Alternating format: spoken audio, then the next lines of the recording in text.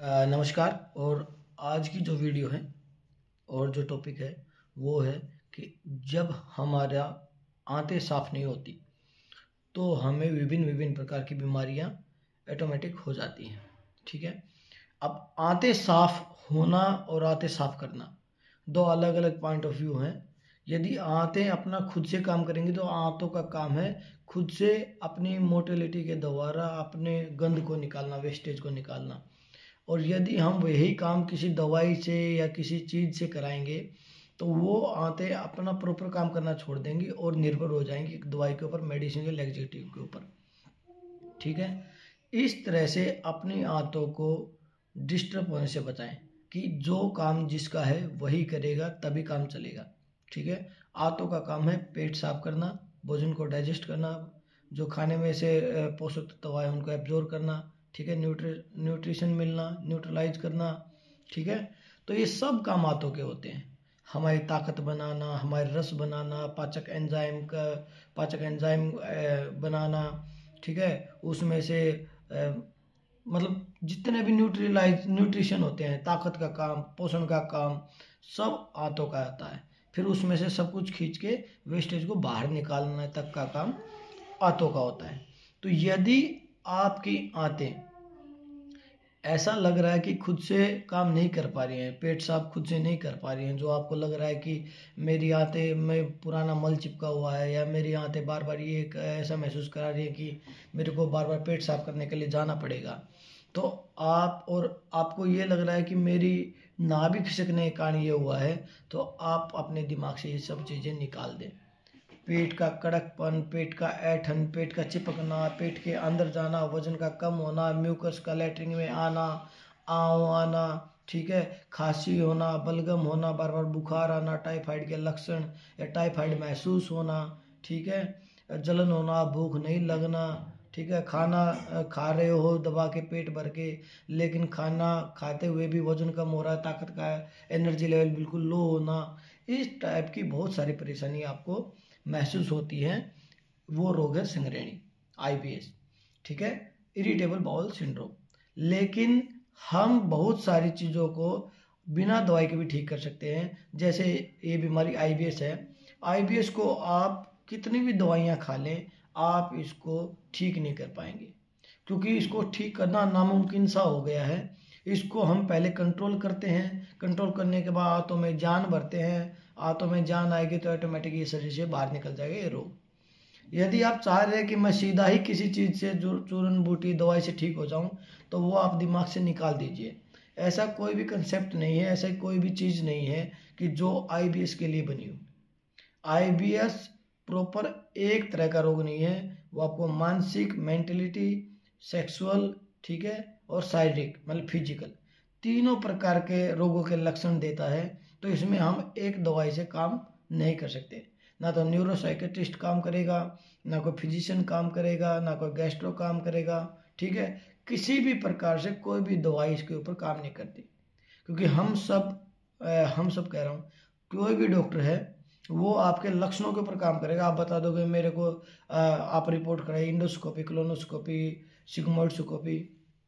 ठीक है। उसमें कराएंगे, उसके बिहाफ पे, आपके टेस्ट के बिहाफ पे आपको पता लगेगा कि मेरी तो रिपोर्ट्स नॉर्मल है, मेरे को तो कुछ है ही नहीं। तो उसके बाद आपके लक्षणों के ऊपर जो, जैसे आप बताओगे मेरे को गैस है तो गैस की दवाई दे दी जाएगी, मेरे को एसिड है तो एसिड की दवाई दे दी जाएगी, मेरे को कॉन्स्टिपेशन है तो कॉन्स्टिपेशन का लैक्सेटिव दे दिया जाएगा। इस तरह से विभिन्न विभिन्न प्रकार की दवाइयाँ आपके लक्षणों के अनुसार दे दी जाएंगी। ठीक है। लेकिन हमें जड़ के ऊपर काम करना है, तो आज से ही हमें अपने ऊपर काम करना पड़ेगा। और अपने ऊपर काम करने के लिए हमें आज ही अपना एक्सरसाइज के ऊपर आना पड़ेगा, अपनी डाइट प्लान के ऊपर आना पड़ेगा, अपनी एक्सरसाइज के ऊपर आना पड़ेगा। क्योंकि आपने यदि सब कुछ करा लिया है, थक चुके हो करा करा के, तो प्लीज़ अपने ऊपर काम करना शुरू कर दो। थोड़े दिन में मैंने नाभि सेट कराई, 5 दिन ठीक रहा, 4 दिन ठीक रहा, 2 दिन ठीक रहा, उसके बाद और भी बुरा हाल होने वाला है। सबसे खतरनाक आपकी नाभि सेट कराना है। जिन लोगों की नाभि बार बार खिसकती है वो लोग अपनी नाभि सेट ना कराएं। यदि आपको 3 दिन 4 दिन के लिए आराम चाहिए तो वो आराम आपको आगे ज़िंदगी में बहुत कुछ खोने को देगा। आप बहुत कुछ अपनी ताकत खो दोगे, क्योंकि आपकी आंतें पहले ही वीक हैं। यदि कोई ज़्यादा डैमेज हो गया तो उसके नुकसान की भरपाई आप नहीं कर पाओगे, आपकी बॉडी नहीं कर पाएगी। तो जल्दी भ्रमित होने वाली वीडियो हो या भ्रम में डलने वाली कि मैंने ये किया, ये हो गया, ये किया, ये हो गया, ऐसा कोई भी कंसेप्ट नहीं है। यदि आप किसी दवाई से, किसी झटके से, किसी थेरेपी से यदि आप ऐसा चाह रहे हो कि मैं ठीक हो जाऊंगा 3 दिन में, 5 दिन में, 7 दिन में, 9 दिन में, 11 दिन में, ऐसा कुछ नहीं है जब तक आप अपने ऊपर काम नहीं करेंगे। काम की बात यही है कि यदि आपको मल फंसा हुआ है तो मैं आज आपको एक एक्सरसाइज बता देता हूँ। यदि पुराने से पुराना मल इससे निकल जाता है, लेकिन अल्सरेटिव कोलाइटिस वालों को और GERD वालों को और जिनको गैस्ट्रिक अल्सर है उन लोगों को ये एक्सरसाइज नहीं करनी। ठीक है, करना क्या है, हमें इस पोजीशन में बैठ जाना है।